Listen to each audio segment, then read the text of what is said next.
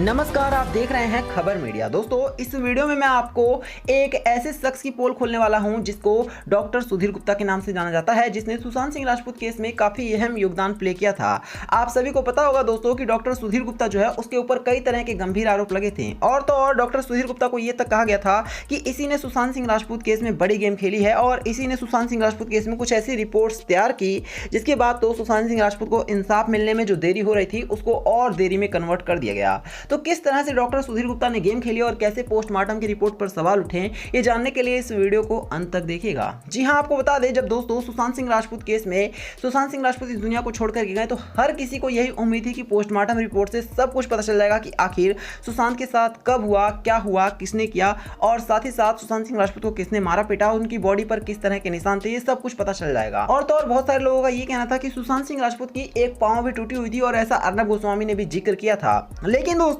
जब postmortem report आई तो हर किसी की होश उड़े रह गए। जी हाँ, इस पोस्टमार्टम रिपोर्ट को ऐसे बनाया गया जैसे कि एक दोस्तों किसी को जानकारी ना हो, उस डॉक्टर ने इस पोस्टमार्टम रिपोर्ट को बनाया है। क्योंकि सबसे पहली बात यह थी कि इस पोस्टमार्टम रिपोर्ट में कहीं से भी ये समय नहीं दिया था कि आखिर पोस्टमार्टम कब हुआ, और दूसरी बात कि उस पर यह भी समय नहीं था कि सुशांत सिंह राजपूत किस टाइम पर इस दुनिया को छोड़ करके गए, उसमें किसी भी तरह से इस बात का जिक्र नहीं था। इसके साथ ही दोस्तों, इस पोस्टमार्टम रिपोर्ट में यह भी नहीं दिया गया था कि सुशांत सिंह राजपूत क्यों इस दुनिया को छोड़े, किसने उन्हें मारा या फिर उनकी बॉडी पर किस तरह के निशान थे और निशान का क्या मतलब है। साथ ही साथ सुशांत सिंह राजपूत ने दोस्तों मरने से पहले क्या खाया पिया था, इस पोस्टमार्टम रिपोर्ट में यह भी नहीं दिया था, जबकि साफ कहा गया था कि सुशांत के नौकर ने उनको जूस पिलाया था। लेकिन इस पोस्टमार्टम रिपोर्ट में इसका भी जिक्र नहीं था। और उससे भी बड़ा सवाल है कि डॉक्टर सुधीर गुप्ता, जिसने सबसे पहले सुशांत सिंह राजपूत केस को देखते ही ये कह दिया था कि सुशांत सिंह राजपूत ने ही अपने आप को खत्म नहीं किया है बल्कि किसी और ने इनको खत्म किया है, तो बाद में दोस्तों इसने 2-3 महीने बाद अपने बयान से पलटी मारी और यूटर्न लेते हुए इसने साफ कर दिया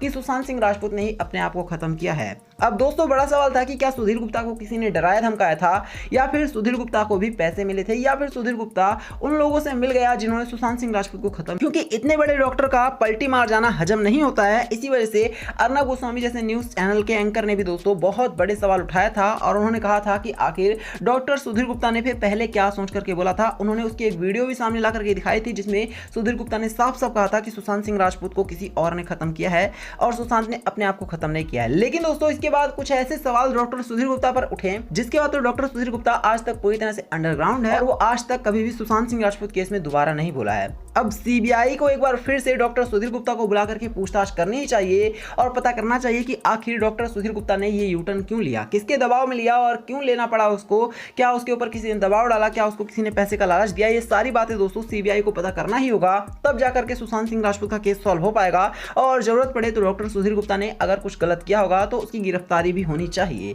तो आपका इस बारे में जो कुछ भी कहना है कमेंट करके जरूर बताना कि क्या आपको लगता है कि सुधीर गुप्ता ने झूठ बोला था। साथ ही वीडियो को लाइक करके शेयर करना और चैनल को सब्सक्राइब करना। धन्यवाद।